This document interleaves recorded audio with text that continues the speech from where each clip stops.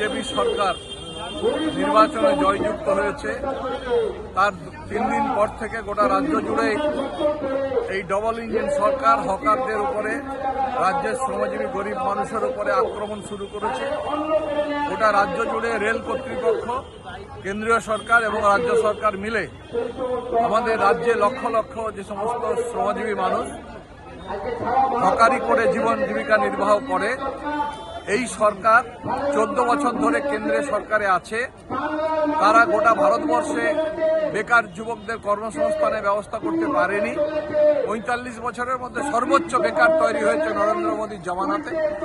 তারা পশ্চিমবাংলাতে সরকারে এসেই এখানকার গরিব মানুষদের উচ্ছেদ করার জন্য রেলের সাথে চক্রান্ত করে, ষড়যন্ত্র করে রাত্রে গরিব মানুষের উপরে বুলডোজার চালিয়ে যেভাবে উচ্ছেদ করছে গোটা রাজ্য জুড়ে, কার্যত আদানি আম্বানিদের বড় বড় শপিং মল, বড় বড় ব্যবসা, তাদের শাখা প্রশাখা সমস্ত হচ্ছে পুঁজিপতিদের স্বার্থে গরিব মানুষকে উচ্ছেদ করে তাদের জীবন জীবিকা কেড়ে নিয়ে বুলডোজার চালিয়ে যে অত্যাচার নামিয়ে এনেছে, তার বিরুদ্ধে আজকে নাগরিক কনভেনশন আজকে এখানে শিয়ালদাতে ফ্লাইওভারের নিচে হচ্ছে।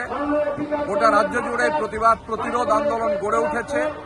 ইতিমধ্যে 200 জায়গাতে ওরা নোটিশ দিয়েছে হকার উচ্ছেদের, প্রায় 30টা জায়গাতে হকার উচ্ছেদ করেছে, বাকি জায়গাগুলোতে প্রতিরোধ হয়েছে।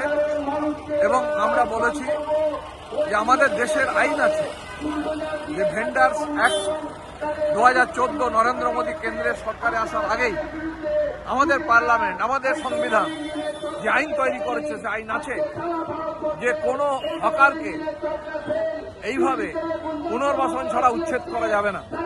কিন্তু কেন্দ্রীয় সরকার, নরেন্দ্র মোদী সরকার, তার রেল দপ্তর এবং আমাদের রাজ্যের যে বিজেপি সরকার, তারা আমাদের দেশের আইন, সেই আইনের যে মূল যে দৃষ্টিভঙ্গি, আইনের যে স্পিরিট, তারা সেটাকে মানতে চাইছে না। তারা যেভাবে আজকে গরিব মানুষের উপর আক্রমণ নামিয়ে এনেছে, ইতিমধ্যে 6 জন হকার আত্মহত্যা করেছে। এই সরকার এখনো একজন মানুষকেও এরা চাকরি দিতে পারেনি, কাজের ব্যবস্থা করতে পারেনি।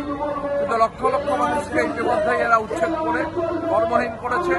তাদের ছেলে মেয়েদের পড়াশুনো বন্ধ হয়ে গেছে, বৃদ্ধ বাবা মা তাদের ওষুধপত্র বন্ধ হয়ে গেছে, মানুষ আত্মহত্যা করছে।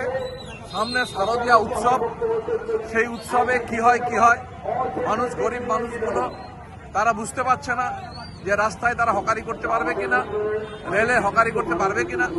এমনকি যারা রেলে চলন্ত ট্রেনে হকারি করে, আমাদের খাবার তুলে দেয়, জল দেয়, মুড়ি দেয়, চা দেয়, তাদেরও ট্রেনে ঢোকা যাবে না।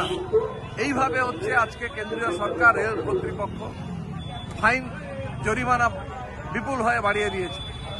ভয়ঙ্কর একটা শ্রমিক বিরোধী, জনবিরোধী সরকার বুলডোজার চালিয়ে মানুষকে খুন করছে, হত্যা করছে। আজকে দিল্লির দিকে তাকিয়ে দেখুন, গোটা দেশের ছাত্র যুবরা রাস্তায় নেমেছে, সেখানে তাদের লাঠিপেটা করে ছাত্রদের ন্যায়সঙ্গত যে আন্দোলন, সেই আন্দোলনকে দমন করার চেষ্টা করছে। ছাত্ররা কি চেয়েছে? বলেছে যে কোশ্চিন পরীক্ষা, কেন্দ্রীয় সরকার নিটের পরীক্ষার প্রশ্নপত্র ফাঁস হয়ে যাচ্ছে।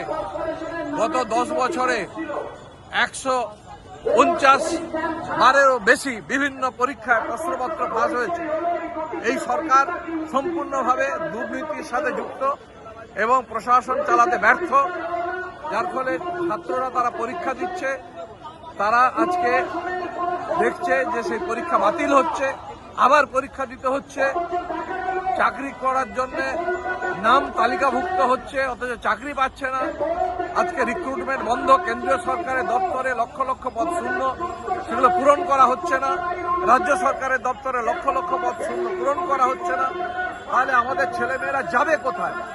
তাহলে আজকে গরিব মানুষ তারা হকারি করে জীবিকা নির্বাহ করছে, তাদেরকে লাঠিপেটা করে বুলডোজার চালিয়ে আজকে তাদের উচ্ছেদ করা হচ্ছে। তাদের ছেলেমেয়েরা পড়াশুনো করে চাকরি বাকরি পাচ্ছে না, আন্দোলন করলে তাদের লাঠিপেটা করা হচ্ছে। এই যে স্বৈরাচারী একটা ফ্যাসিবাদী সরকার, এর বিরুদ্ধে আজকে গোটা দেশের মানুষ রাস্তায় নামছে। আমাদের রাজ্য গরিব মানুষকে রক্ষা করতে হবে, তার জন্য আমরা আজকে সমাজের বিশিষ্ট ব্যক্তিদেরও ডেকেছি, তারাও এখানে বক্তব্য রাখছে এবং আমরা রাজ্য সরকারকে আহ্বান জানাবো, তার আলোচনা করুন, বসুন। আমরা চাই উন্নয়ন হোক এবং আমরা চাই পথচারীরা বা যাত্রীরা, রেল যাত্রীরা যাতায়াত তারা যাতে সুষ্ঠুভাবে করতে পারে সে বিষয়ে আলোচনা হোক, উন্নয়ন হোক এবং গরিব মানুষের কর্মসংস্থানের ব্যবস্থাও হোক। এইটা হচ্ছে আমাদের দাবি।